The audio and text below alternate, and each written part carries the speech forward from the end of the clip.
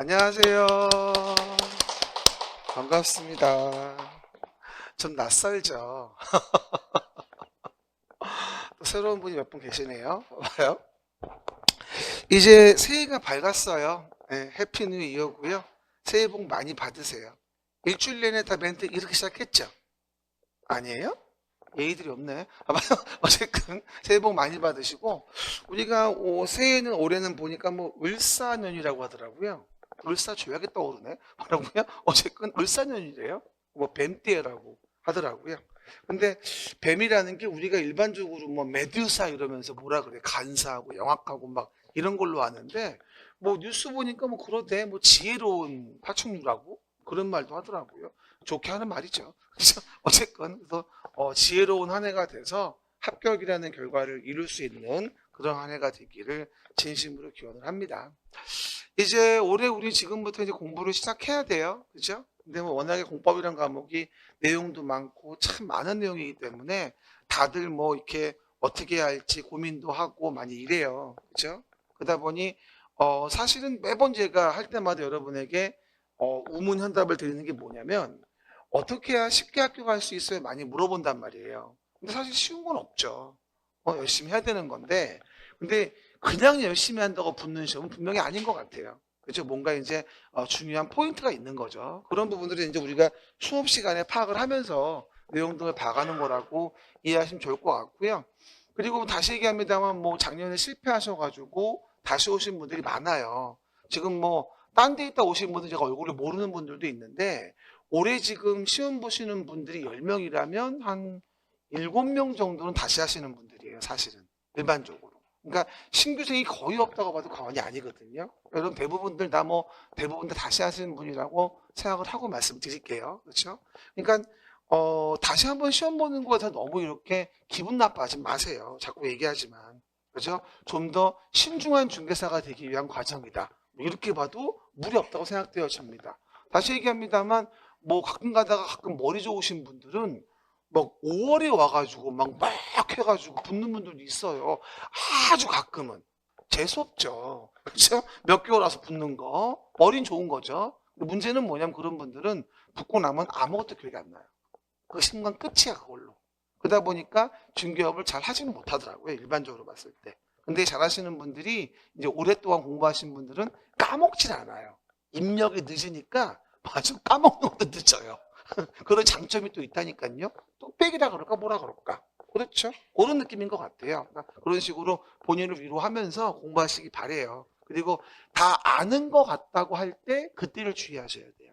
내가 다 아는 거야. 당연히 받은 거지. 이러지 말고 아 내가 이걸 더 몰랐네. 뭔가 좀 중요한 부분은 그걸 좀 정확히 알려고 하는 이런 태도가 필요하고 막 이상한 문제 많이 나오던데요. 병례도 보니까 12문제는 안 배운 거 나오던데요. 그런 건 내가 버리는 거라고 했지. 그쵸? 작년에 이상한 문제 사전 방문이니 무슨 뭐 입주자 저축이니 뭐 쓸데없는 거 이빨이 나왔잖아요. 그거 다 버리는 거야. 그죠? 그러니까 40문제 중에서 어차피 내가 취해야 할 거는 20문제예요. 공법은. 그러면 50점이죠. 그죠? 거기다가 없는 번호 골라 한 번호 찍으면 4개는 건져요. 그러면 60점은 나옵니다. 그렇죠? 그렇게 맞추는 게 우리가 방법이에요. 첫날이니까 간단하게만 얘기해 줄게요. 그래서 우리가 이번 1, 2월 달은 이제 기본 이론을 본다고 얘기를 하죠. 그래서 뭐 저 것도 없어요. 다 하던 얘기라 간단히 보고 진행합니다. 일단 요번에 1, 2월 과정에 대한 부분이고요. 이제 1월부터는 2시까지예요. 1월부터는. 그래서 1시간씩 해서 4시간 4교시를 진행합니다. 그렇죠? 보통 뭐 많이 할 때는 기본적으로 뭐 2시 반까지도 하는데 그건 나중에 진도 안 되면 그러도록 하고 오늘 첫날이니까 그렇죠? 한 4교시까지 해서 50분씩 해서 1시간 정도씩 4교시는 할 거고요. 뭐 매번 얘기합니다. 공법은 첫 번째가 뭐냐면 어쨌든 체계와 흐름이에요. 해봐 말해. 체계와 흐름에 집중하라. 시작. 여러 가지 체계가 있는데 가장 중요한 게 계획으로 인한 규제입니다. 우리가 이제 부동산이라는 걸 규제하기 위해서는 계획이 필요하거든요. 그래서 계획에 의한 규제라는 거라서 어디에 계획을 만들어 규제하는가라는 거예요. 그러면 서울시란 도시에서 서울시장이 도시를 계획해서 서울시의 부동산을 규제하는 거. 그걸 배우는 게 부동산 공부 대부분의 내용이에요. 그 구조를 아셔야 돼요. 오늘 첫날이니까 그걸 배울 거고요. 그리고 한 가지 팁을 드리면 지금 1월 달에 오신 분들 있잖아요. 1월 달에 처음 오신 분들은 항상 뭘 물어보냐면 11, 12월 수업 입문 관련된 거 기초 이론 들어야 됩니까? 물어보는 분들이 많아요. 그러면 이 물어보는 의도는 보고 싶다는 거예요? 안 보고 싶다는 거예요? 막 보고 싶어 물어보진 않잖아요. 일반적으로. 안 봐도 안 되겠냐? 어떻게 안 될까? 이런 얘기인데 제가 거기 해답을 드리면 11월 달에 우리 이제 개념 완성, 기초 이론에 대한 부분이 있죠. 이 강의를 뭐가 되죠? 예습을 먼저 하는 거예요. 사실은. 11월 달에 뭐다 수업을 예습을 먼저 하는 거죠. 여러분 솔직히 봐요. 오늘 수업 듣고 점심 먹은 다음에 복습을 오후에 해야 안 해요? 해야 돼요. 그렇죠? 안 하면 안 돼요. 해야 되거든요. 그런데 이렇게 오전 수업을 듣고 오후에 복습하는 것보다는 다르게 뭐가 되죠? 11, 12월 달 수업에 1주차를 듣고 와서 오늘 수업을 듣는 거예요. 오전에. 그럼 어떻게 되죠? 오전이 복습이 돼요. 그죠? 그러면 듣고 왔기 때문에 들었던 걸 또 듣는 거잖아요. 효과가 2배가 됩니다. 그죠? 동영상 보시는 분도 고민하지 말고 11, 12월 1주차를 듣고 1주차를 빨리 들으세요. 1.2, 3대 고속으로. 그러면 훨씬 더 빨리 보면서 복습이 되어지는 거거든요. 그럼 2번 보는 거잖아요. 그렇죠? 왔다시예요. 그래서 되게 보면 괜찮은 것 같아요. 근데 쉽진 않지만 한번 실행해 보세요. 방향만 좀 바꾸면 돼요. 먼저 12월 거를 빨리 보고 그 다음에 복습을 수업 나와 듣는 거다라고 이해하시면 좋을 것 같아요. 그럼 한 방에 2번을 보는 거거든요. 그리고 그거 아셔야 돼요. 중개사 합격은 어차피 뭐예요? 절대적인 회독수가 돼야 돼요. 회독수가 안 되면 붙을 수가 없어요. 적어도 12번은 봐야 되거든요. 수업 듣는 것만 하더라도. 그렇죠? 그게 돼야지 문제를 붙는 거예요. 안 그러면 안 됩니다. 그걸 3번밖에 안 봤다? 그럼 4년을 봐야 되는 거예요. 왜 말이 돼요?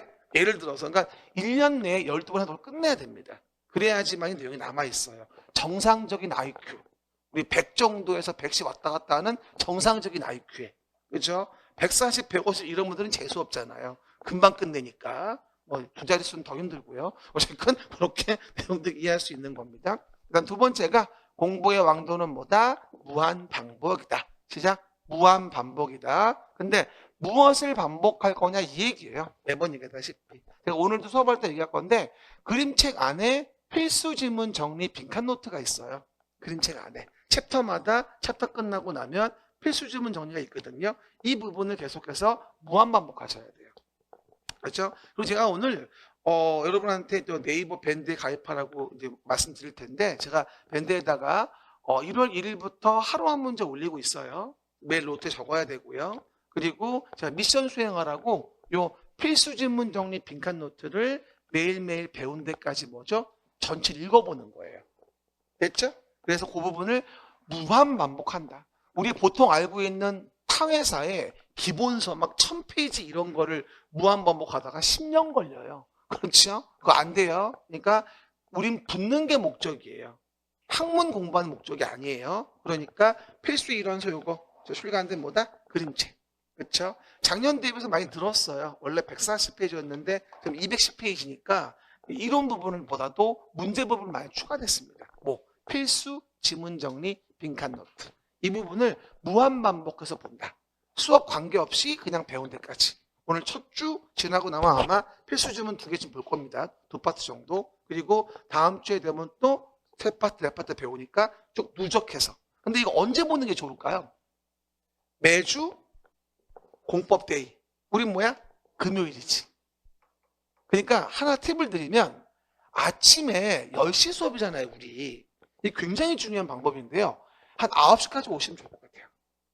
뭐 크게 집에서 뭐 일 볼 게 있으면 할 수 없겠지만 애들 뭐 유치원 보내고 뭐 하고 뭐 이렇게 해야 한다면 할 수 없는데 그게 아니라면 9시에 와서 아침 1시간을 보는 거예요.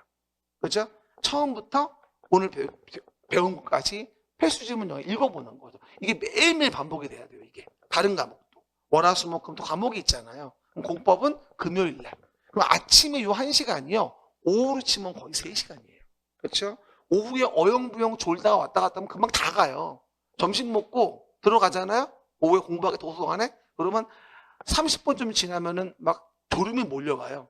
한숨 주무셔요. 그럼 4시 반이에요. 일어나서 차 한 잔 마시잖아요. 공부 열심히 한다고 옆에서 지나가다 보면 차 한 잔 마시면 또 1시간 지나가요. 5시 반이면 집에 가야 돼요. 그래서 오후 시간은 금방 후딱 가요. 거짓말이 아니라. 그러니까 오전에 많이 좀 시간을 활용을 하자. 그럼 지켜보세요. 굉장히 중요한 원칙인 것 같아요. 그렇죠? 말하면 뭐에 지켜야지. 세 번째. 그리고 신바람 이 선생이 알려주는 방법 뭐라 그래요? 전략적 공부를 해라. 매번 얘기하는 거. 그렇죠? 부동산 공법 나는 80점 맞을래? 이런 분 있어요? 그러면 진정시키세요. 정상이 아니에요. 부동산 공법 80 맞을래요? 40도 안 나옵니다. 그렇죠? 여러분이 우리 강사처럼 알아서 그 시험을 보려면 저 올해 26년 됐어요. 이거 한지. 그렇죠? 그래도 100점이 안 나와요. 왜? 처음 보는 문제가 있으니까. 물론 100점은 나오긴 하는데 모르는 것도 있어요. 찍어서 맞추는 거지. 그렇죠? 그러니까 여러분들은 100%다 알아서 공부를 할 수는 없는 거니까 60점만 얻으면 합격이에요. 공법 60이면 불합격할 수가 없습니다. 그렇죠? 그래서 최소 50이라고 이해하시고 우리 바람은 60점 정도 나와야 한다. 근데 제가 이거 나올 때마다 여러분에게 설명을 드립니다만 제가 처음부터 필살기 날립니다. 봐봐요.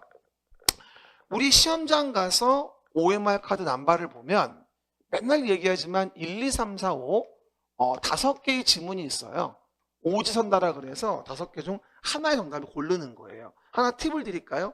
올해 36회 때 40문제 정답의 수를 내가 세봤거든요. 그렇죠? 그럼 뭐가 되냐? 7, 8, 8, 9예요. 올해 정답 수예요. 1번부터 5번까지가. 그렇죠? 그러면 예를 들어서 오해하지 말 것은 7, 8, 8, 9에 대한 부분에 대해서 문제가 내가 OMR 카드를 딱 풀어봤는데 다 뭐다? 적당한 숫자가 되는데 한 번호만 예를 들어서 4번이 2개밖에 없는 거야. 나머지는 적정한 숫자가 나와 있는데 그럼 내가 풀지 못한 문제의 답은 대부분 다 몇 번이라는 거예요? 4번이라는 거예요. 6개는 뭐다? 숨어 있다는 얘기잖아요, 이게. 나머지는 적정한 5개쯤 돼가지고 나와 있다라고 한다면 얘만 없다면 뭐가 되는 거죠? 6개는 4번에 녹아 있다는 거예요. 그럼 마지막에 뭐가 되는 거예요? 없는 번호를 한 번으로 쫙 찍는 거죠. 그럼 몇 개 맞추는 거죠? 6문제를 맞출 수 있는 거야, 추가적으로. 그럼 몇 점이에요, 6점이면? 15점이에요. 그럼 몇 점? 65점. 뻥 아니라 진짜예요. 이게 안 믿는 분위기예요, 이렇게? 다 아는 얘기예요? 모르는 얘기였나? 근데 사람들이 이걸 못해요, 잘. 나중에 모의고사 볼 때도 숫자를 맞춰놨기 때문에 하셔야 된다고 말을 하는데 대부분 안 해요. 그리고 없는 번호를 찍는 게 아니라 마음대로 4314, 1234 이러고 찍어요. 그럼 맞출 수가 없어요. 근데 이게 정답이 맞기 위한 대전제가 뭐냐면 풀어놓은 문제가 맞아야 돼요. 풀어놓은 문제가 안 맞으면 이게 빵점이에요, 이게. 대부분들이 해봤는데 안 되던걸요? 이런 분들이 반응은 뭐냐면 내가 풀어놓은 게 안 맞는 거예요. 그렇죠? 이 말을 뒤집어 얘기하면 뭐가 되는지 아십니까? 말 그대로 20문제만 내 실력으로 정확하게 맞추자. 20문제만. 그러면 극단적으로 뭐라고 이해할 수 있을까요? 20문제. 5. 4번 한 개도 없었어요. 예를 들어서. 나머지 뭐예요? 20문제 4번 찍는 거예요. 그럼 뭐야? 8개 맞추는 거지, 그러면. 그만 몇 점이야? 8개면 28개. 그럼 몇 점이야? 70점이야. 장난 아니다. 대박. 박수 한번 쳐. 와. 감동 먹었지, 지금. 그죠? 지금 찍기가 하는 게 아니고, 말고요. 그래서 그만큼 여러분이 기본적으로 알아 맞춰둬야 할 문제가 그래서 제가 얘기하는 거야. 20문제는 내 실력으로 맞추자. 그럼 나올 거만 정확히. 그죠? 그림책으로 솔직히 말하면 32개 좀 커버돼요. 대부분의 문제 시험 보면요. 8개는 버리는 거 어차피. 근데 그림책도 다 보기 힘들어요, 솔직히. 그러다 보니 그 안에서 20문제 정도만 내가 정확히 반복하자는 겁니다. 그러기 위해서 뭘 보라는 얘기예요? 필수 지문 정리된 거를 매주마다 반복해야 된다. 그리고 모두에게 공인중개사 공부의 시험 사실을 알리라. 뭐라고요? 모두에게 공인중개사 시험 공부 사실을 알려라. 단톡방 열고 모두에게 알리세요. 나는 이순신이 아니다. 그래서 내가 공부함을 알린다. 이렇게 해야지 주변에서 나를 안 꽂혀요. 맨날 날만 되면 뭐 하자, 낚시 가자, 골프 치러 가자, 뭐 하자, 맨날 꼬시지 않습니까? 그러면 하루만 갔다 올까? 일주일이만 가져요. 농담이 아니라. 그러면 어디 산에 가고 골프 가면 하루 만으로 끝나요? 하루 종일 움직였지. 가서 또 술 먹지. 또 꼴라가 돼가지고 또 노래방 가지. 목 쉬지. 아이고야, 돈은 돈대로 쓰고 힘은 힘대로 들고. 그러니까 모두에게 시험 공부를 알리세요. 근데 왜 안 알려요? 떨어질까봐. 안 알리는 이유는 떨어질까봐요. 그러니까 부담을 가져야 안 떨어져요. 알리시고요. 그리고 제발 좀 마인드가 또 뭐야? 못하네. 마인드 컨트롤. 그렇죠? 마인드 컨트롤 필요하다. 그래서 공부할 때 매번 내가 이걸 왜 시작했나. 벚꽃이 피는데 그 꽃 한 번 보러 못 가고 내가 이걸 왜 시작했나. 막 하늘이 무너져요. 게다가 신랑분들은 누가 하라고 시켰냐. 놀러도 못 가고 막 화를 내고. 애들은 엄마 나 사골 꼭 싫어. 그만 딴 것 좀 해줘. 이런 말도 하고. 너무너무 힘들죠. 하지만 버텨내야 돼요. 벚꽃 필 때, 여름휴가 때, 추석 때 그걸 버텨내서 지켜내야 되고요. 결석하지 말고요. 결강하지 말고요. 그렇죠? 지켜줍시다. 그렇게 1년만 하면은 합격합니다. 올해 우리 시험은 10월 25일이에요. 매주 10월 넷째 주 토요일이거든요. 10월 25일 오늘 시험 보러 갈 거예요. 그래서 빠지지만 않고 잘 나오시면 분명히 붙어요. 합격은 합니다. 근데 뭐 합격을 위해서가 결석을 하면 안 된다는 얘기지, 결석을 안 하면 다 붙는다는 말은 사실 아니거든요. 그래도 어떤 표정 한 분이 나 안 빠졌거든 이런 표정을. 그렇죠. 근데 뭐 그거는 좀 더 속성이 필요한 거니까 좀 더 기다리시고, 그리고 오늘부로 여러분들이 우리 이제 소통을 위해서 좀 가입이 필요한 곳이 있어요. 다음 카페인 제가 주로 자료를 많이 올려요. 그렇죠? 워드 친구라든가 자료 올립니다. 그리고 인스타는 보통 뭐다 우리 일상 공유하려고 같이 올리는 거예요. 제가 뭐 여러 가지 먹은 거, 댕긴 거, 뭐 여행 간 거 가끔 올려드리면 그냥 보고 힐링하세요. 저런 거 샀나 보다. 뭐 이렇게 서로 마찬가지지 뭐. 일촌 먹고요. 그리고 뭐다 유튜브에 가서 제가 앞으로 뭐 계정 특강이나 또 학원마다 다 강의할 수 없으니까 한꺼번에 찍어서 올려요. 유튜브에다가. 저번에도 정비법 올렸거든요. 정비법 12월 3일 개정된 거. 제 유튜브에 올라오시면 들어와 있고요. 그리고 제가 아까 말한 거 있죠, 이거. 필수 지문 정리한 거. 어떤 분이 이거 영상으로 좀 잘라주면 안 돼요. 그래서 제가 2주차까지 좀 올렸어요. 미리. 그러니까 여러분들이 유튜브 들어오시면 제가 필수 지문 정리 1, 2, 3, 4, 5, 6 올려놨기 때문에 혼자 읽기 싫으면 그거라도 보세요. 유튜브 들어가서 그냥 하나당 10분? 그리고 20분, 긴 건 30분이에요. 그러니까 쭉 보시면 돼. 보기 싫으면 그냥 앉아가지고 전철 타고 집에 갈 때. 요즘은 또 GTX 8 타면 금방 가는구나. 그냥 타세요, 전철. 무슨, 그렇죠. 어쨌든. 그래가지고 활용을 많이 하시면 됩니다. 유튜브 보시면 되고요. 그리고 제가 하루 한 문제는 네이버 밴드에 매일 올려요. 하루 한 문제보다 네이버 밴드. 오늘도 올렸어요. 오늘 3번째 문제 올라가고 있고요. 그리고 밴드에 제가 요 하루 한 문제 올리는 거는 나중에 저보고 자꾸 물어봐요. 이거 파일로 된 거 없냐고 물어봐. 300문제인데 벌써. 9월 달에 가가지고. 나 적어놓은 거 없어요. 나도 그날 바로 올리는 거기 때문에 파일이 없습니다. 여러분 전용 노트 좀 만드세요. 이거. 전용 노트. 그래서 하루에 5분만 투자하세요. 그래서 제가 올리면 전용 노트에다가 뭐가 된다? 요만한 손노트 있죠? 큰 거 말고 손노트 한 페이지 한 2개 정도 들어가는 거. 그렇게 해서 딱딱 이쁘게 만들어가지고 매일매일 적어 놓으세요. 5분만 투자해서 아침에. 됐습니까? 그러면 요 전용 노트 하루 한 문제 밴드 올린 거 하고 필수 지문 정리하고 해가지고 그것만 매번 돌려봐도 잘 보입니다. 그리고 기본이 외워져야지 그 위에 쌓이는 거지, 기본이 안 외워주면 쌓이지가 않아요. 그렇죠? 그런 부분들. 그래서 제가 설명을 이렇게 드려도 수업 끝나고 나면은 뭐 회원 수가 2명 늘고 막 이래요. 1명 늘고 막 이래. 그렇죠? 여기 있는 인원 몇 명인데 안 해. 그렇죠? 아주 못 살겠어요. 쓸데없는 노는 거 그런 거 빠지고요. 뭐라고요? 정리 좀 해야 돼. 이런 것도 밴드 가입하는 것도 이제 뭐가 된다? 옛날에 애들 어렸을 때 무슨 동네 마음들 카페 그만 탈퇴해. 이제 필요 없어. 맘카페가 공부 해치는 첫 번째야. 일단 탈퇴하세요. 그리고 일로 들어오세요. 네이버 밴드 그리고 유튜브 들어오십니다. 그래서 정리할 거 정리하고 그런 것도 좀 갈 거 들어가면서 수업 모드로 바꿔야 됩니다. 그래야지 우리가 오래 지나고 한 번에 붙을 수 있다는 겁니다. 그렇죠? 그리고 뭐 궁금한 거 있으면 나한테 물어봐요. 옆에 사람한테 물어보지 말아요. 그렇죠? 다 몰라요, 잘. 그러니까 옆 사람한테 물어보지 말고 물어볼 거 있으면 담당 쌤한테 물어보시고 그리고 민법은 민법한테, 공법은 공법한테. 왜 공법한테 민법을 물어봅니까? 그러면 안 됩니다. 알았죠? 왜 세법을 나한테 물어보고 그럽니까? 그러면 안 됩니다. 그렇죠? 오늘 아침에 정부에서 지방부동산 부양책으로 과세제도를 좀 바꾼다고 좀 발표를 했어요. 그렇죠? 취득세 중과를 원래 1억 원 이하일 때였는데 2억 원 이하로 올린답니다.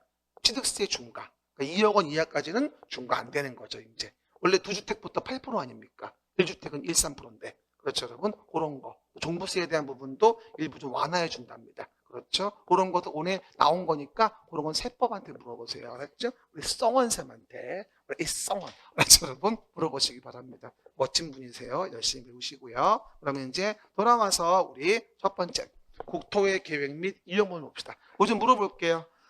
나 오늘 완전 처음이다. 나 오늘 완전 처음이다. 봐요. 우리가 11월 달에 제가 총론 수업은 했어요. 근데 매번 총론 수업을 다 하기로는 이게 시간이 너무 부족합니다. 그렇죠. 그래서 이제 진도를 못 나갔는데 오늘은 앞에 그러면 간단하게만 얘기해 줄게요. 앞에를요. 이게 총론 수업은 매번 못 하기 때문에 이 처음 계신 분이 계시니까 원리만 간단히 얘기하고 지나갈게요. 봐봐요. 그리고 오늘 집에 가서 11월 달 첫째 주 수업을 꼭 들으셔야 돼요. 뭐라고요? 11월 달 첫째 주 수업 있죠? 작년에 했던 거. 기초이론, 개념완성, 인문이론 있죠? 그 11, 12월 달 1강을 들으셔야 됩니다. 지금은 간단히만 얘기할게요. 부동산 공법을 간단히 말하면 부동산을 규제하는 법이다라고 이해합시다. 시작. 부동산을 규제하는 법이다. 시작. 부동산을 규제하는 법이다. 그럼 봐봐요. 을이라는 자가 봐요. 을이라는 자가 갑에게 뭐를 샀어요? 토지를 샀어요. 그죠? 그럼 왜 샀냐면 이 토지에다가 건물을 짓고 싶었던 거예요. 됐죠? 그러면 요 을이라는 자는 토지를 사서 그 위에다가 건물을 지을 때 토지만 있다면 마음대로 건물 짓을 수 있는 게 아니에요. 그렇죠? 우리 시군구장한테 가서 건축물 짓기 위한 허가를 받아야지만 건물 건축이 적법해지는 거예요. 이해가셨죠? 그러면 일단 당사 관계가 어떻게 되죠? 공적인 주체와 일반 국민과의 관계예요. 그래서 공적인 주체가 일반 국민에 대해서 뭐하죠? 행위 제한을 가해요. 뭐 하려고? 공공의 복리를 증진시키기 위해서. 이해가셨죠? 이걸 뭐라 한다? 우리가 공법관계라고 해요. 그렇죠? 당사자의 일방 또는 쌍방이 공적 주체인 것이고요. 일방이 타방에 대한 지배 우월적 지위에서 규제를 가하는 관계를 뭐라 한다? 우리가 공법관계라고 해서 우리 부동산 공법은 항상 이 공적인 주체가 나에 대한 부동산을 어떻게 규제하는가, 공공복리 증진을 위해서 어떠한 행위 제한을 받는가, 이걸 공부하는 게 부동산 공법의 대부분의 내용이다라는 겁니다. 그러면 이것을 근거한 것이 어디에 있는 거냐면 헌법 23조의 근거를 두고 있어요. 요즘에 뭐 탄핵 정국에 헌법이 이렇게 뉴스에 많이 나오는 건 처음 봅니다. 저도 예전에 기억을 떠올려가지고 다시 헌법을 보고 있어요. 하도 시끄럽게 해가지고서. 그렇지, 뭐가 맞나, 누구 말이 맞나 등등. 근데 공법상 규제를 가하는 헌법상 근거는 23조인데 모든 국민의 재산권은 보장되고 그 내용과 한계는 법률로 정해요. 그러니까 규제를 가하는 공법의 근거는 법률로 정해야 한다는 얘기예요. 헌법에 어긋나지 않게. 그러면서 뭐가 필요하다? 공공복리에 적합해야 한다는 것은 당연한 거죠. 그런데 만약에 우리가 일정한 규제를 가한다면 거기에 정당한 보상이 따라야 되고요. 뭐 좀 물어볼게요. 이와 같이 새로운 신도시를 만드는 사업을 해요. 도시개발법의 도시개발사업이라고 하죠. 그러면 신도시를 만드는 개발 사업을 할 때 이 토지라는 거를 강제로 뺏어가요. 강제로 뺏어가는 걸 뭐라 하냐면 우리 수용한다고 하거든요. 그럼 수용이 이루어질 때 당연히 보상금을 먼저 줘야 될 거 아니겠습니까? 그렇죠? 보상을 하면 말도 안 되는 거죠. 정당한 보상이 있어야 됩니다. 그렇죠? 그걸 정한 게 공법상 규제에 대한 부분이고요. 정당한 보상이 없이 무리하게 규제를 가하면 바로 헌법에 어긋난다는 판결을 받게 됩니다. 이해 가십니까? 가장 대표적으로 정당한 보상이 없이 무리한 규제를 가한다 그래서 헌법에 어긋난다는 판결을 받은 게 여러분 아시는 개발 제한구역, 그린벨트에서의 규제 한 번 받은 적이 있고요. 그리고 도로 만든다고 그 위에 아무것도 못하게 해서 보다 10년 넘게 미집행되는 것은 헌법에 어긋난다는 판결을 받은 게 두 가지가 있어요. 그렇죠, 여러분? 그 내용이 우리 공법상 규제에 대한 내용인 것들입니다. 그래서 우리가 총 6가지의 법을 40문항으로 보게 됩니다. 첫 번째가 뭐가 되는 거죠? 국토의 계획 및 이용에 관한 법률 12문제. 시작. 국토의 계획 및 이용에 관한 법률 12문제. 그러면 40문제 중에서 뭐예요? 전체 30%예요. 가장 중요한 법이 첫 번째 법입니다. 그렇죠? 국토의 계획 및 이용에 관한 법률입니다. 하나 물어봅시다. 부동산 공법은 제가 뭐라고 했죠? 부동산을 규제하는 법이라고 했죠. 근데 하나 주의할 게 뭔지 아세요? 처음 보시는 분들 잘 들어요. 그 규제를 가할 때 가장 많이 써먹는 방법이 계획을 만드는 거예요. 뭐라고요? 써봐요. 그 규제를 가할 때 가장 많이 써먹는 방법이 뭐다? 계획을 만드는 거예요. 우리가 부동산 공법 공부할 때는 필연적으로 계획을 몸에 붙이고 다녀야 돼요. 그렇죠? 그러면 항상 봐봐요. 이렇게 봐. 보이. 계획이 나오면 시작. 계획이 나오면 가운데 내려요. 규제하는구나. 반대로 내리면 안 된다고 했어 내가. 알았죠? 계획이 나오면 규제하는구나. 근데 첫 번째야. 규제하는구나. 첫 번째 뭘 받느냐면 어디에 만드냐. 이게 포인트예요. 그러니까 항상 부동산 공법은 부동산을 규제하는 법인데 부동산을 규제한다. 아, 규제하는구나. 근데 규제할 때 잘 많이 써먹는 방법은 계획을 만드는 건데 그 계획을 첫 번째 어디 만드냐. 그러면 무엇을 규제하는지 알 수 있는 거거든. 그럼 계획은 규제인데 봐봐. 어디에 만들어 규제하는가. 어디에 만들어 규제하는가예요. 그러면 국토의 계획 및 이용에 관한 법률은 국토를 계획하자 이용을 규제하기 위해 정한 법. 시작. 국토를 계획하자 이용을 규제하기 위해 정한 법을 국토의 계획 및 이용에 관한 법률이라고 합니다. 뭐 좀 물어볼게요. 우리 지금 공부 시작했잖아요. 근데 바로 문장을 찾으면서 답 맞추기는 어려워요. 문제를 맞추는 첫 번째는 뭔지 알아요? 단어 연습이에요. 단어를 알아야 돼 일단. 이 단어가 뭘 의미하는 건지를 알아야지만 문맥을 맞출 수 있어요. 단어를 모르면 못 찾아요. 첫 번째 뭐부터 하자? 단어부터 찾자.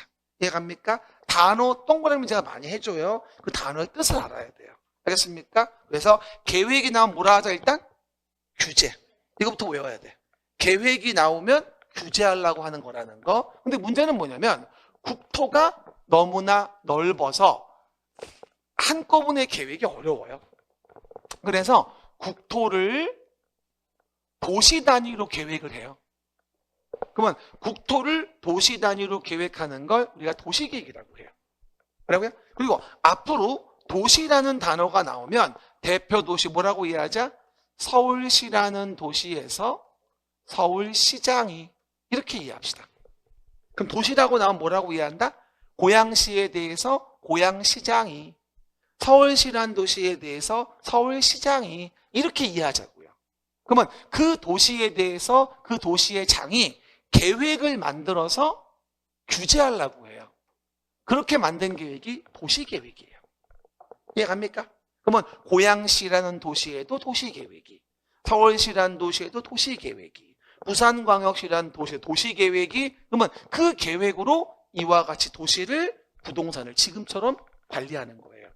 이런 계획이 없으면 이와 같은 도로, 공원, 공장, 아파트, 나무, 숲지 이런 게 어떻게 존재하겠냐고요. 하느님이 제조하셨나? 이건 기독교주의고 뭐라고요? 기본적으로 서울시에 대해 서울시장이 도시를 계획해서 계획대로 규제한 거라는 얘기예요. 솔직히 말하면 이 도시계획으로 어떻게 계획하고 무엇을 계획하는지를 1년 내내 배우는 거예요. 그렇죠? 그래서 이와 같은 도시가 전국에 무지하게 많아요. 이렇게. 자, 지도 하나 복사해 왔는데요. 이런 식으로 120여 개의 도시가 있습니다. 부여, 시흥, 안산, 횡성, 상주, 산청, 함양, 보성, 고흥, 여수, 엄청 많아요. 그럼 전국에 뭐야? 120여 개의 이런 도시마다 다 뭘 만들죠? 도시의 계획을 만들게 되는 거죠. 그럼 결국은 뭐가 돼요? 모든 도시가 다 모여서 결국은 국토를 이루게 돼요. 그러면 사실은 국토의 계획 및 이용에 관한 법률이라고 하지만 실제는 뭘 배우는 거다? 우리 도시마다 그 도시의 계획으로 뭘 규제하는가, 이걸 배우는 게 대부분 내용인 거고, 우리가 대표적으로 배울 도시가 바로 여기 서울, 서울시예요. 대갑니까? 빨간색 서울시, 여기 배우는 거죠. 그리고 이게 서울시와 같은 큰 도시냐, 아니면 기본적으로 부여시처럼 작은 도시냐 등등등, 이런 거에 대한 부분을 좀 구분할 수 있어야 됩니다. 또 우리가 의정부시와 같은 작은 도시냐, 고양시와 같은 비교적 큰 도시냐, 이런 거에 의해서 권한이 달라져요. 도시마다. 그걸 구분하셔야 돼요. 그러면 서울시와 같은 큰 도시, 인천광역시와 같은 큰 도시를 얘기하는 건지, 아니면 도 밑에 있는 시인데 우리 파주시, 아니면 무슨 김포시처럼 50만도 안 된 조그만 시인지, 고양시 마치로 50만 이상 되는 큰 도시인지, 그것도 구분해 줘야 되고요. 그런 도시적인 개념을 알고 있어야지 우리가 배우는 공법의 기본을 알 수 있다. 지금은 수업 중이다. 무섭다. 두 팔들 든다. 주무시면 안 된다. 3명이 사경을 헤매고 있다. 옆에 두고 죽으면 신고하세요. 얘들 하게 보시고. 네. 생각보다 우리가 공부를 한 지가 너무 오래됐어요. 근데 보니까 너무 지겹고 힘들죠. 그렇죠? 특히나 그래도 공법은 그래도 재밌는 편이야. 그래도 내가 맨날 웃겨주려고 애를 쓰니까 여러분이 안 웃어서 문제지. 여러분이 감성이 메마른 거야. 가만히 생각하면 되게 웃기거든요. 근데 안 웃어. 내가 처음에는 모르나? 이해를 못하나 개그를?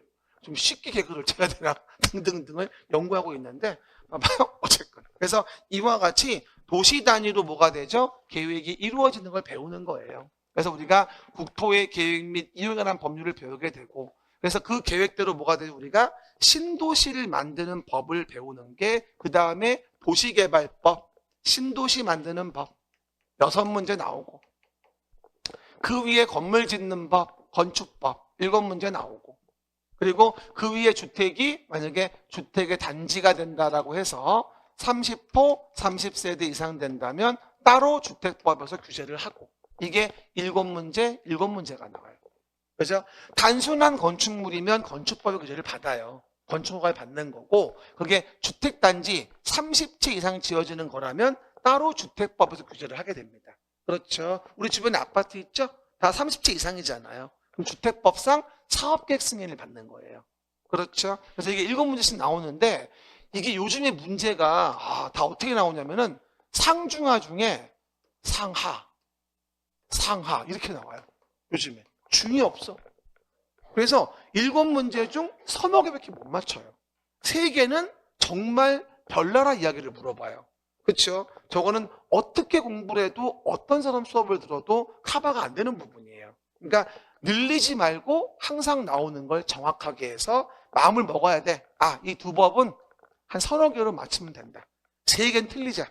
이런 마음으로 접근하면 별로 어렵지 않아요. 알겠습니까? 그 얘기. 그리고 이렇게 지어진 건물이 노후불량해지면 정비하죠. 재개발 재건축. 이걸 노후불량 건축물 개량 정비법이라고 합니다. 많이 떠오르는 게 무슨 사업이 대표적인 게? 재건축 사업. 나중에 재개발 사업, 주거환경 개선 사업 배울 텐데, 많이 관심 있는 건 재건축이죠. 그렇죠? 요즘에 또 빨간 정부 들어서면서 재건축을 좀 완화하고 있죠. 보통 파란 정부 가면 재건축은 박해하는 거고, 빨간 정부가 완화시켜줘요. 원래 그래요. 왔다 갔다 합니다. 그렇죠? 보십니다. 그 얘기. 그리고 뭐가 되죠? 농지 관련된 거 2문제가 나오게 되는데, 요번에 농지법은 완전히 상 2문제가 나왔어요. 상스럽게 상 2문제가 나와서 정말 고를 수가 없는 문제가 나왔거든요. 근데 어쨌든 1개만 건지면 돼요. 아무리 어렵게 나와도 1개는 건집니다. 왜? 없는 번호 골라 지금 하나 걸리게 돼 있어요. 분명히. 그러니까 염려하지 마세요. 농지법은 1년 내내 강의해도 4시간 정도밖에 강의 안 해요. 매번마다 30분밖에 안 하거든요. 2월 말 30분, 4월 말 30분, 6월 말 30분. 얼마 안 해요. 그때마다 중요한 거 한 개씩만 얘기해줘요. 이해가셨죠? 농지는 그렇게 마무리 끝내는 겁니다. 이렇게 해서 6개 법을 배운다는 겁니다. 그럼 당연히 우리 뭘 알아야 되죠? 여기 봐요. 공공의 관청의 내용을 알아야지만 당사자 관계를 알 수 있어요. 여러분 한 번 더 얘기하지만 법률 관계는 당사자 관계를 모르면 무슨 말인지 몰라요. 그럼 넘어가시면 다음 페이지에서 공법과 관련된 행정 적용을 본다면 행정 주체와 행정 객체 간의 관계가 되어지겠죠. 근데 아무것도 아닌 것 같지만 이 말을 모르면 무슨 말인지 알 수가 없으니까 일단 기억 좀 해봐야 됩니다. 봐봐요. 만약에 아까 설명한 바와 같이 토지가 있는데 을이라는 자가 나 건물 지을 거예요 라고 하고 싶어요. 그럼 뭐가 되죠? 행정객체인 을이 어디 가서 우리 서울특별시 강남구에 가서 고양시장한테 가서 나 건물 지을 거예요 허가내 주세요 라고 건축 허가 같은 거를 신청한다라고 한번 가정을 해보자고요. 그렇죠? 그러면 당사자 관계가 행정청과 뭐하죠? 일반 국민 간의 관계거든요. 그럼 얘가 집의 우월적 지위에서 관련된 법, 건축법이 입법됐다면 관련된 법에 건축법에 타당한지, 관련된 계획, 아까 봤던 거 서울시가 만들어 놓은 도시의 계획에 어긋나지 않는지, 도시계획상 아파트 질 수 없었는데 그 자리에 아파트 짓겠다? 허가 안 내주겠죠. 그렇죠? 그 도시의 계획에 맞아야 되겠죠. 뭐가 됩니까? 법에 어긋나지 않고 계획에 맞으면 이제 뭘 내줘요? 허가를 내주죠. 그 허가를 내주는 게 바로 뭐예요? 행정행위예요. 민법 배웠죠? 그렇죠? 단독행위.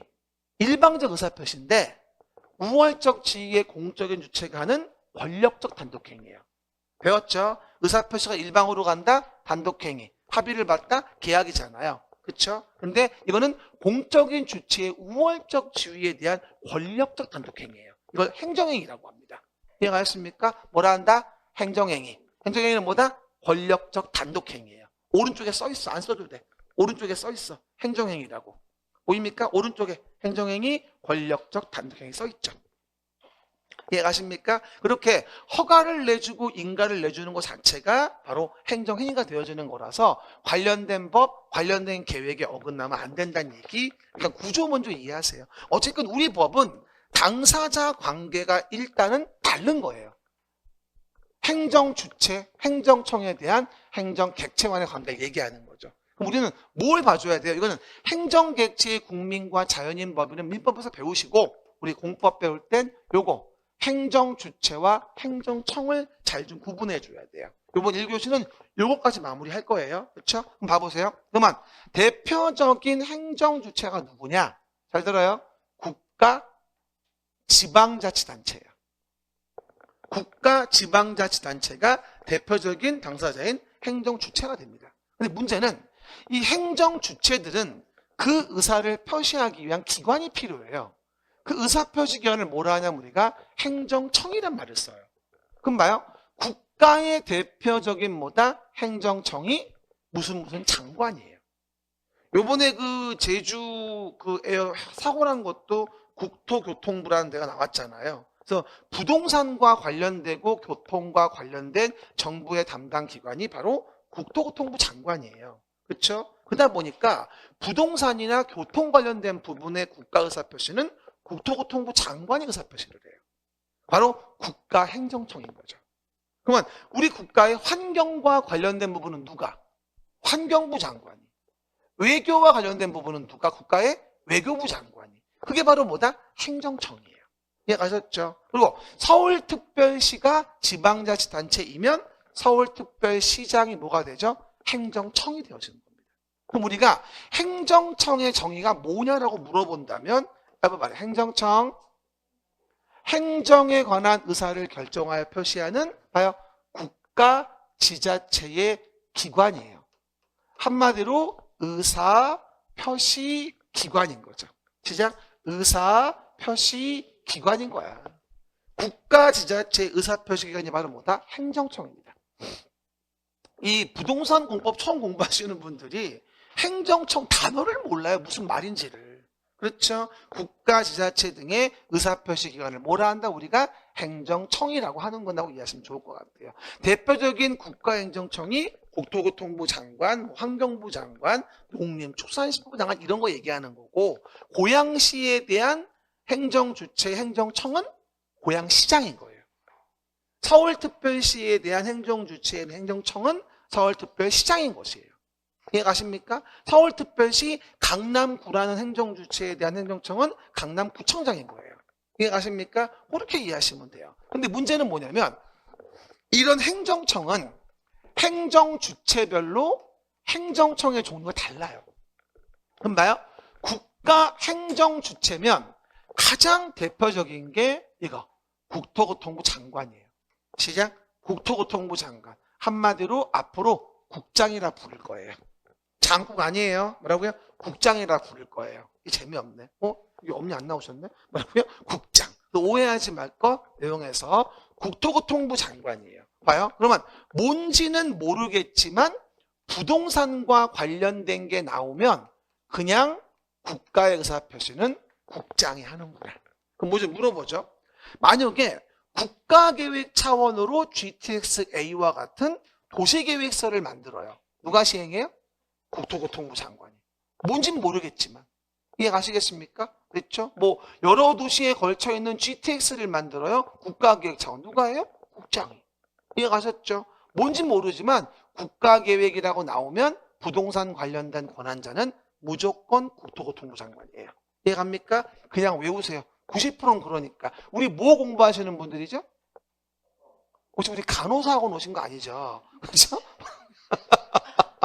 중개사 공부를 하죠. 옛날에요. 노원 강의를 갔는데 그 건물이 간호학원 건물이었어요. 그래가지고 옆 강의실은 간호학원이고 우리 학원은 중개사거든요. 뭐 앉아가지고 계속 앉아가지고 이러고 앉아있어. 그래서 뭐 저거 앉아가지고 계속. 그리고 쉬는 시간에 물어본다? 간호학원 아니에요? 이러는 거. 그럼 나가지 왜 듣고 앉아서 그거를 시컨 저것 때 앉아가지고 공법 이러면서 참 환장한다 내가. 어쨌건 우린 뭐 옆에 세무사밖에 없으니까 어쨌건 그래서 국토교통부 장관이고 농지와 관련된 게 나왔어. 농지. 그럼 농림축산식품부 장관이에요. 농지 나오면 그래요. 그래서 농장이라고 불러요. 그 다음에 해양수산부 장관이 있는데 나중에 얘기할 거예요. 수산물 나오면 해양수산부 장관이에요. 회장이라고 하지. 이해갑니까? 즉 수산물 나오면 해양수산부 장관이에요. 회장. 자주 안 나오시지만. 그리고 행정안전부 장관, 행장이라고 하고요. 기재부 장관, 기장이라고 하고 환경부 장관, 환장이라고 해요. 그래서 오해하지 말 건 환장. 환경과 관련된 건 환장이에요. 알겠습니까? 환경인데 국장과 협의한다? 말도 안 되는 소리예요. 환경이면 뭐예요? 환장이 나와야 돼요. 환경인데 왜 국장과 협의해요? 국장한테 환경 물어보잖아요. 아무 관심이 없어요. 이해갑니까? 환경은 오롯이 환장 몫이에요. 이해가셨죠? 자주 물어본 넘버1이 국장, 그 다음이 환장이에요. 그 다음 넘버3가 농장입니다. 나머지는 거의 안 나와요, 사실. 넘버4 해장. 나머지는 거의 안 나옵니다. 그렇죠? 지금 정부는 18부, 4처, 18청입니다. 그렇죠? 그래서 저번 문재인 정부의 부를 유지하고 있어. 왜 그러죠? 여소야대 때문에 그래요. 그래가지고 못 바꾼 거예요. 그래서 이 사태가 벌어진 거고. 그렇죠, 여러분? 어쨌든 그 얘기. 저번에 마지막 총선에서 이겼어야 했었어요. 그렇죠? 그랬으면 이런 일이 안 벌어졌지. 뭐 지금 뉴스 많이 나오던데 그만 얘기해야 되고. 어쨌건 그러면 지방자치단체 좀 봅시다. 빨리 지방자치단체 시작. 두 팔 좀 들어봐요. 그리고 이게 참 재밌는 건 조는 사람만 졸아요. 조는 사람만. 조는 건 내가 알아, 네가 알아. 여러분이 알아요? 본인이 알아, 조는 거. 왜? 기억이 띄엄띄엄 나거든. 어딘가엔 좋은 거지. 왜 그런 거 있잖아요. 집에 가 드라마 보다가 기억이 안 나요, 중간중간. 잔 거지. 그렇죠? 많이 그렇지 않습니까? 다시 봐야지. 그러면 봐요. 지방자치단체를 본다면 그 행정청에 대한 부분은 첫 번째가 광역자치단체와 기초자치단체. 이거 우습게 보지 마세요.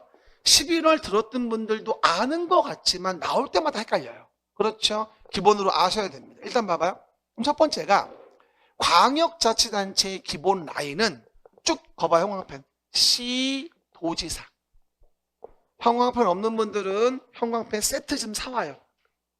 단종 말고 6종 세트. 그래서 세트로 사와야 돼. 나중에. 다 필요하니까. 그렇죠? 그 얘기. 저 오랜만에 왔네. 뭐라고요? 시도지사. 시작. 시도지사. 이거를 뭐 한다? 큰 도시라고 합니다. 그러면 시도지사의 시는 뭘 얘기할까요? 특별시, 광역시, 특별자치시.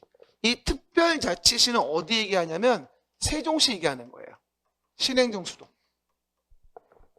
제가 앞으로 특광, 특시라 부를 거예요.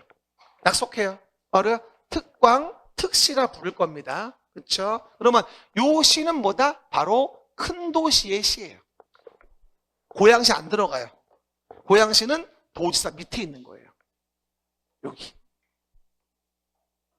달라요? 시 도지사의 시는 뭐다? 특광, 특시만을 얘기해요. 됐습니까? 그리고 거기에 대해서 뭐다? 도에 대한 부분은 일반적으로 그냥 도, 경기도.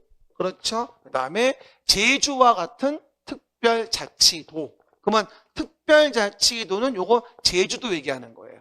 제주특별자치도.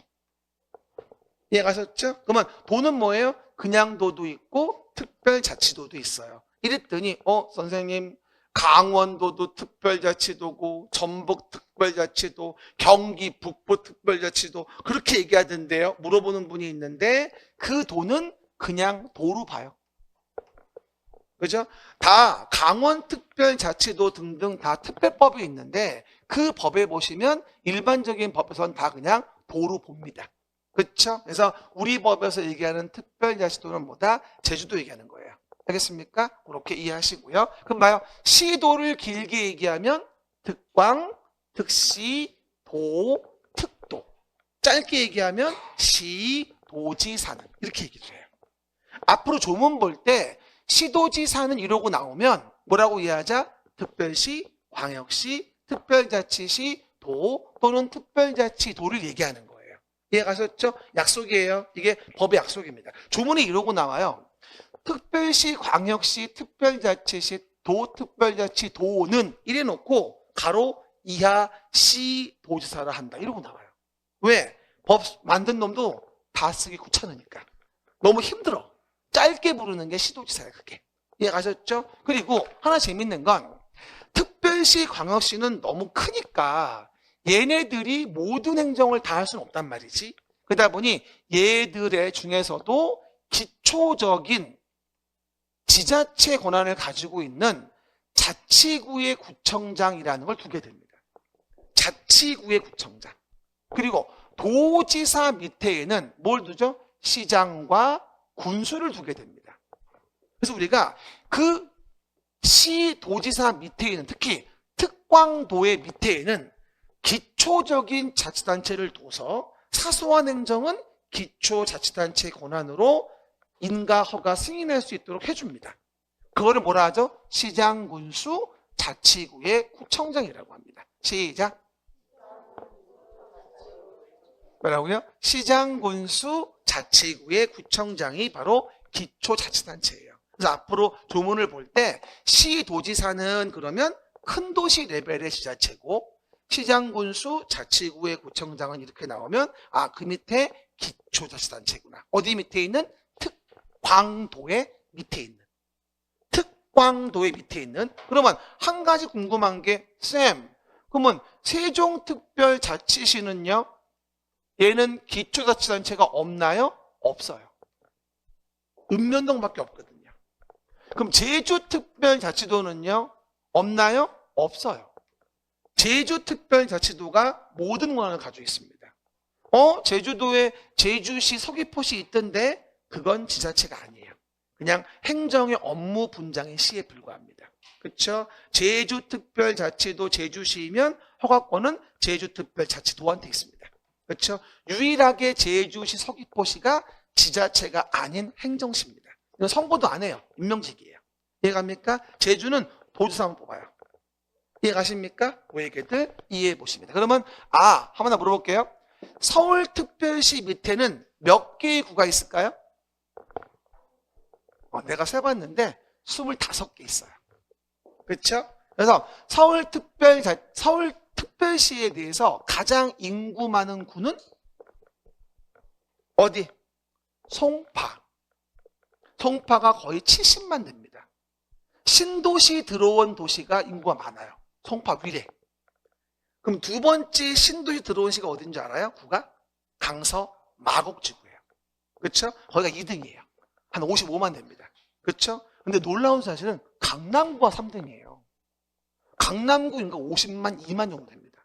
그렇죠? 부자 겁나 많아. 아니야, 다 대출이야. 그렇죠? 거기 사시는 분들 반 정도 뵙기 온전한 돈 있는 분 별로 없는 것 같아 보니까. 부자는 고양시에 많지. 아닌 걸로. 그 다음에 왜 부자 많어? 킨텍스 얼마나 많이 올랐는데. 그렇죠? 어쨌든 그 얘기고요. 그리고 이제 가장 인구 적은 게 중구랑 종로구 이런 데예요.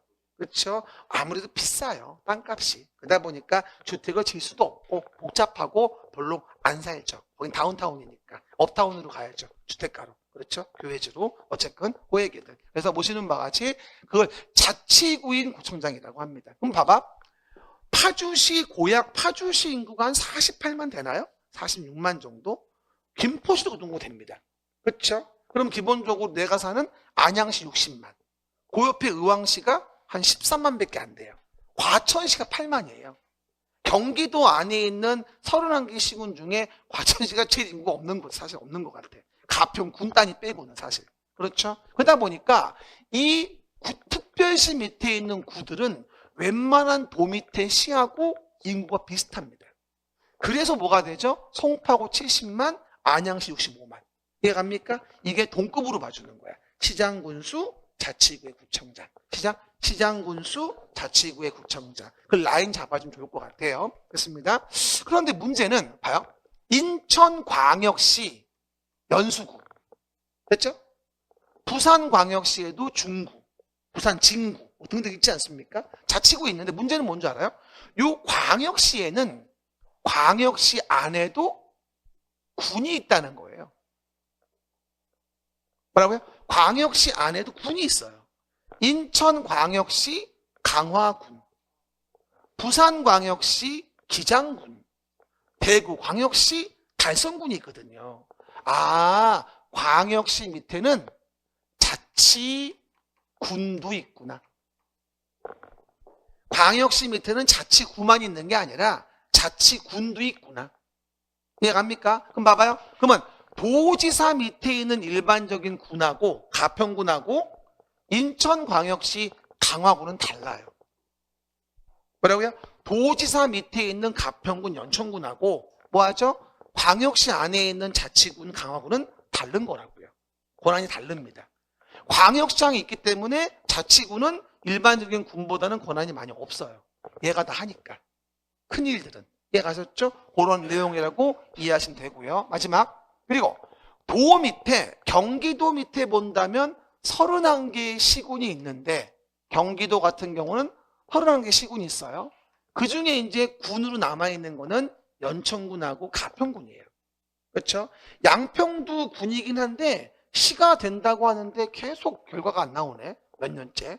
어쨌든 양평군은 양평시 된답니다. 인구도 은근히 많아요. 그렇죠? 10만 넘고요. 어쨌든. 근데 이런 경우에 경기도 밑에 있는 시 중에서 가장 인구 많은 시는 수원시예요. 125만입니다. 수원시 인구가. 그렇죠? 고양시가 2등이었다가 용인시 때문에 밀렸어요. 용인시 때문에. 어쨌건 용인시 그 다음에 고양시예요. 고양시가 지금 105만쯤 됩니다. 근데 고양시도 인구가 많이 110만 넘어가다가 줄은 이유는 그놈의 집값이에요. 그놈의 집값. 고양시 거주하는 분들이 새 집에 좋은 집을 살고 싶으면 어디로 가요? 파주로 갑니다. 보통. 운정지구나 등등으로. 운정은 많이 늘었어요. 파주는 그래서. 근데 고양시는 좀 빠졌습니다. 그렇죠? 그런 의미라고 보여져요. 우리 고양시도 이제 집값이 만만치 않아요. 파주도 이제 만만치 않고. 그렇죠? 집값이 싼 데가 없어요. 그렇죠? 그래가지고 집값 올라가지고 점점 밑으로 가잖아. 근데 우리는 위로 가잖아. 대부분 밑으로 갔는데. 우리 안양 살다가 안 되면은 뭐 또 밖으로 나갔다가 더 나갔다가 충남까지 가다가 결국은 당진까지. 그렇죠. 그런 경우도 꽤 많이 있습니다. 여러 가지 봤을 때. 어쨌든. 그러다 보니까 도 밑에 있는 시는 뭐를 봐야 되냐면 인구 50만 명 이상 되어지는 시, 대도시. 완전 중요해요. 그러니까 도 밑에 같은 시여도 인구가 50만 명 이상 되어지는 시를 우린 대도시 시장이라고 합니다. 하나 물어봅시다. 제가 도지사예요. 한 집안의 가장으로 아버지인데 근데 대학교 다니는 아들하고 중학교 다니는 아들하고 똑같이 대접할 수는 없어요. 그러면 중학교 다니는 아들은 10시엔 들어와라. 그렇죠? 근데 대학교 다니는 아들은 뭐라 그래요? 엉뚱한 짓만 하지 말아라. 이러고 마는 거지. 10시에 들어와라. 그럴 수는 없잖아요. 술을 먹건 어디가 자고 오건 네 책임질 하겠다. 이런 거 아니에요? 마찬가지예요. 도 밑에 있는 시도 큰 도시는 자치권을 더 줘요. 그걸 대도시라고 해요. 그러니까 인구가 50만 명 이상 되어지는 도 밑에 있는 시를 뭐라 한다 우리가 대도시 시장이라고 합니다. 이거 반드시 아셔야 돼요. 그래서 대도시 시장은 일반 시와 달리 도로부터 많이 독립돼 있어요. 그렇죠? 도한테 허락을 많이 안 받아도 돼요. 그렇죠? 그러면 고양시가 성남시가 용인시가 대표적으로 대도시인 거예요. 알겠습니까? 하지만 우리 뭐 주변에 의왕시, 과천시, 광명시, 의정부시 이런 데는 인구 50만이 안 되니까 이건 그냥 도 밑의 시일 뿐인 거죠. 그래서 대도시의 시장이란 말을 꼭 잘 기억하셔야 됩니다. 또 이랬더니 쌤 요즘에 계속 TV 보면은 무슨 특례시라고 나오던데요. 인구 100만 이상 용인시, 고양시 특례시라고 맨날 광고 나오는데 왜 특례시는 얘기 안 하십니까? 물어보는 분이 있는데 우리 법에 안 나오셔요. 뭐라고요? 특례시는 우리 법에 안 나오십니다. 지방자치법상 인구 100만 이상을 특례시라고 하는데 네 군데가 있어요. 고양창고, 수용창고, 수원, 용인, 창원, 고양 네 군데요. 수용창고 인구 100만이에요. 시작. 수용창고. 안 해도 됩니다. 어쨌건 근데 우리 법엔 나오지 않습니다. 그러니까 특례시 왜 없냐고 물어보지 말아요. 우리 배우는 법은 특례시에 특례가 없어요. 대도시의 특례는 있는데 그래서 얘기 안 하는 겁니다. 됐죠? 그리고 이제 시보다 도 밑에 인구와 경제 규모가 작으면 군이라고 합니다. 경기도 밑에는 가평군, 연천군 등이 있겠죠. 알겠습니까? 그래서 우리가 앞으로 봤을 때 도 밑에 시장 군수의 개념 기억하시고요. 또 하나 주의하실 거 우리 성남시 밑에는 뭐가 있어요? 마무리. 분당구가 있고요. 고양시 밑에는 뭐 일산, 동구, 서구, 덕양구 이런 데가 있어요. 그러면 이와 같은 분당구와 일산, 동구는 여기처럼 자치구의 구청장으로 볼 수는 없어요. 업무 분장에 불과한 행정구에 불과해요. 그래서 경기도 고양시 일산 동구에서 건물을 지면 고양시장 허가권자입니다. 위임된 거 고려하지 않고 얘기하는 거예요. 그렇죠? 이 구청장은 지자체 권한이 없어요. 여기는. 대도시 밑에 있는 구청들은. 알겠습니까? 우리가 아는 자치구는 뭐예요? 특광 밑에 있는 구를 얘기하는 거예요. 지방자치단체인 구. 개념 혼동하지 마시고. 그래서 물어볼게요. 광역자치단체, 시, 도지사. 길게 말하면 특별시, 광역시, 특별자치시, 도 또는 특별자치도. 이게 광역자치단체. 그 다음 기초자치단체는 시장, 군수, 자치구의 구청장인 거고 그리고 도 밑에 시구는 시장, 군수인데 시는 대도시인 시를 기억하셔야 된다. 그렇죠? 물어볼게요. 내가 도시 얘기하면 뭔지 말해봐요. 인천, 광역시. 인천, 대전, 대구, 부산, 광주, 울산, 광역시. 서울, 대도시 아니에요. 서울은 특별시예요. 고양시, 대도시예요. 고양시. 과천시, 그냥 시. 가평, 군, 강화, 광역시 안에 자치군. 제주, 특별자치도. 세종, 특별자치시. 그리고 제가 앞으로 도시계획 만들 때는 봐봐요. 도시계획을 만들 때는 도시계획을 만드는 권한자 얘기할 때 이렇게 얘기할 거예요. 특광, 특시, 특도, 시군 이렇게 얘기할 거예요. 도시계획을 만드는 권한이 있는 지자체예요. 뭐라고 한다? 특광, 특시, 특도, 시군. 얘네가 도시계획을 만드는 권한이 있는 자들입니다. 그래서 앞으로 짧게 특광, 특시, 특도, 시군 이러면 특별시, 광역시, 특별자치시, 특별자치도, 시군을 얘기하는 거고 도시계획 관련된 경우는 뭐다? 광역시의 군수는 제외하는 거예요. 광역시의 뭐다? 군수는 빼고 얘기하는 거야. 왜냐하면 광역시장이 만드니까. 이해가셨죠? 도시계획 나올 때 군은 뭐다? 광역시의 군은 빼고 얘기하는 겁니다. 그래서 특광, 특시, 특도시군 구조 좀 이해하십니다. 그러면 쉬었다 가서 우리 국토계획법부터 이제 쉬었다가 내용 들어갑니다.